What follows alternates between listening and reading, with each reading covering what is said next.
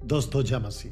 प्रभु यीशु मसीह के नाम से मैं डैनियल राज आप सभी का बहुत बहुत स्वागत करता हूं खरी शिक्षा की दुनिया में। दोस्तों, ये है वीडियो नंबर 21, वीडियो नंबर 21। जी हाँ दोस्तों, कुछ हफ्तों से लगातार 20 वीडियोस पर आप जो है एक शब्द को बार बार सुन रहे हैं और वो ये है कि खरी शिक्षा की दुनिया। जी हाँ दोस्तों, आपको बता दूं, हम जी रहे हैं अंत के दिनों में, जहां दानियल की जो प्रोफेसी है 70 वीक्स की, उसके अनुसार समाप्ति पर है, अंत के दिनों पर है और प्रभु यीशु का आगमन कलीसिया के लिए, जिसको कहते हैं गुप्त आगमन, कलीसिया को उठाया जाना उसके बिल्कुल नजदीक है।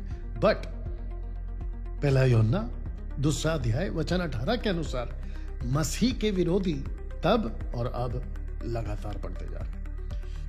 अगर मैं ऐसे कहूं कि मसीह की दया में 80 से 90% क्रिश्चियंस जो फॉलो करते हैं वो कल्ट टीचिंग फॉलो करते हैं। कल्ट टीचिंग को बोलने का दम रखता हूं, इसलिए मैं कह रहा हूं cult teaching, statue worships, cult teaching, one name baptism, cult teaching, gibberish speaking, cult teaching, जोवा विटनेस, माता यरूशलेम और ऐसे 50 शिक्षाएं, और जिसके चलते इनके पास्टर्स और इनके ट्रेनर्स, शिक्षक, टीचर्स 90% मार्केट में आ चुके हैं, जिसके चलते मुझ जैसे 10% ने ये बेड़ा, यह रिस्पॉन्सिबिलिटी अपने कंधे पे ली है कि हम खरी शिक्षा आपके बीच में लाएंगे।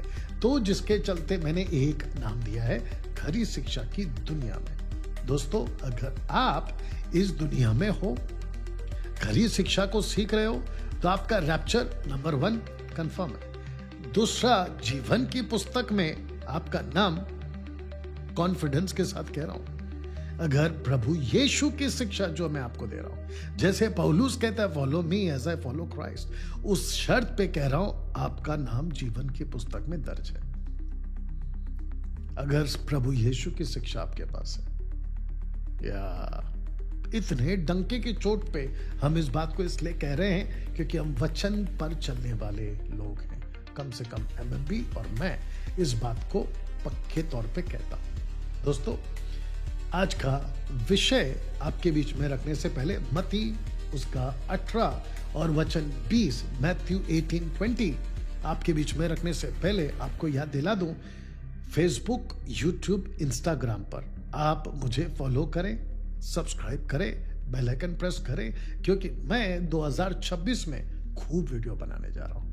तो जिसके चलते आप लोगों को लगातार खूब वीडियो मिलने वाली है। चलिए दोस्तों, डैनियल राज ये सब कहकर सोशल प्लेटफॉर्म से पैसे नहीं कमाता। ये बात सच है कि जो वीडियोस मैं बनाता हूं उसमें पैसे खूब लगते हैं।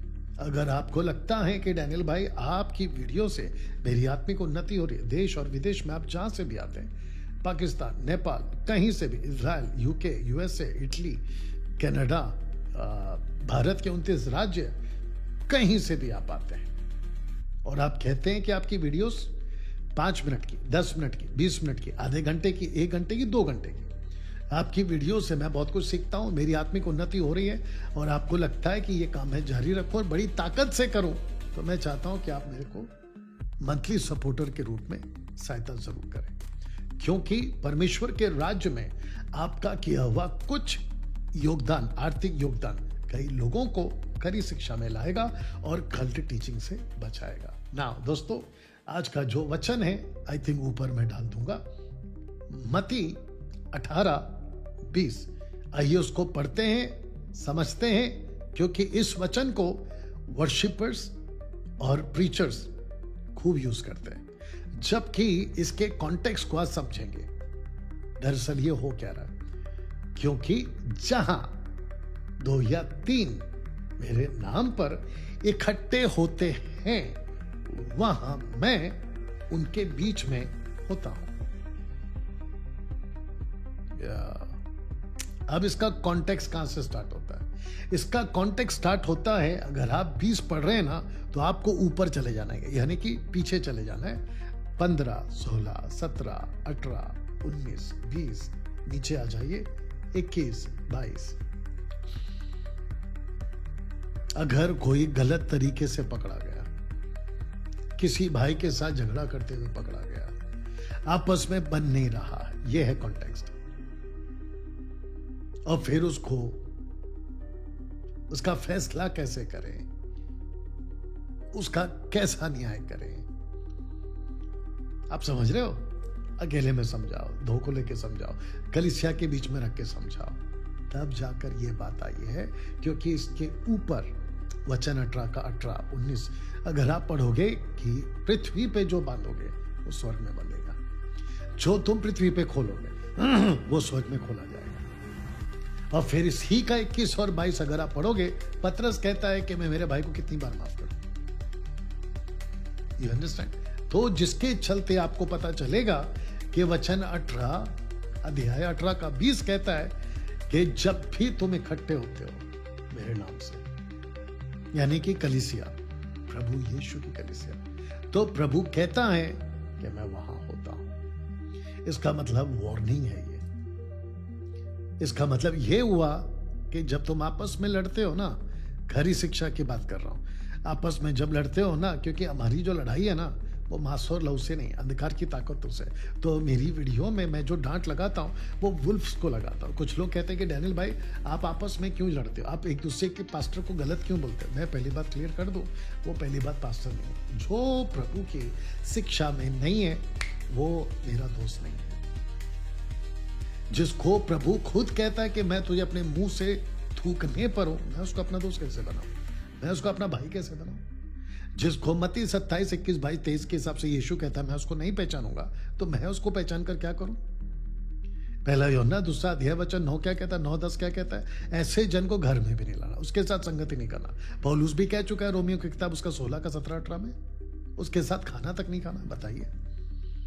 एनीवे, तो प्रभु कहता है कि जब तुम झगड़ा करते हो ना आपस में, खरी शिक्षा वाले, अब तब पतरस और यूहन्ना और उस वक्त के लोग को, तो कहता है, प्रभु कहता है कि खबरदार, तुमको पता होना चाहिए कि जब 2 और 3 मेरे नाम पे इकट्ठे होता ना तो मैं वहां रहता हूं, तो बदतमीजी नहीं करना। ऐसा वार्निंग है ये। कौन सा?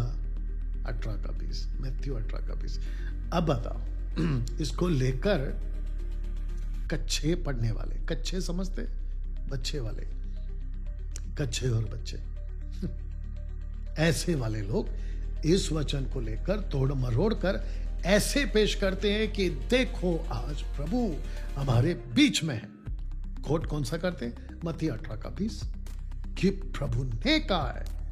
आपको एक बात बता दूं, अगर आप आज पूछोगे ना तो प्रभु 2 और 3 का इकट्ठा होने का वेट नहीं करता है कि वो तब आएगा। आजकल के जो लोग इसको ऐसे इंटरप्रेट करके बैठे, जबकि पहला कुरिन्थियों 3:16 के हिसाब से, दूसरा कुरिन्थियों 6 का 15, 16, 17, 18 तक के हिसाब से कि प्रभु आप में है, उसकी आत्मा आप में है और वो तुम में बसता है, चलता फिरता है। तो मत्ती 18-20 को लेकर अगर आप लोग ये कोट कर रहे हो कि प्रभु आता है जब कलीसिया इकट्ठी होती है, इस वचन को लेकर, तो भैया आप लोगों ने गलत पढ़ा है उसको। मेरी कोशिश है आपके बीच में ऐसे खूब वीडियो बनाकर एक एक वचन को लेकर आपको सही तरीके से आपको मैं सिखाऊं। तो दोस्तों, कैसा लगा मत्ती 18 का 20 का सही खुलासा? एक वार्निंग के तौर पे ये वचन है, एक खबरदार के वचन पे तौर पे वचन है, और साथ ही साथ में प्रभु कहता है कि खबरदार, मेरे सामने बदतमीजी नहीं करना। आपस में जब तुम इकट्ठे होते हो तो याद रखो कि मैं वहां रहता हूं। ये ऐसा एंगल है। चलिए दोस्तों, मिलते हैं अगली वीडियो के साथ में। तब तक इसको खूब शेयर करें। वापस याद दिला दो, फेसबुक, यूट्यूब, इंस्टाग्राम पे जितना हो सकता है शेयर करें, और ऐसी वीडियोस को आप दूसरे तक भी पहुंचा सकते हैं ताकि वे भी एजुकेट हो और प्रभु में मजबूत हो सके। प्रभु आपको आशीष दे। God bless.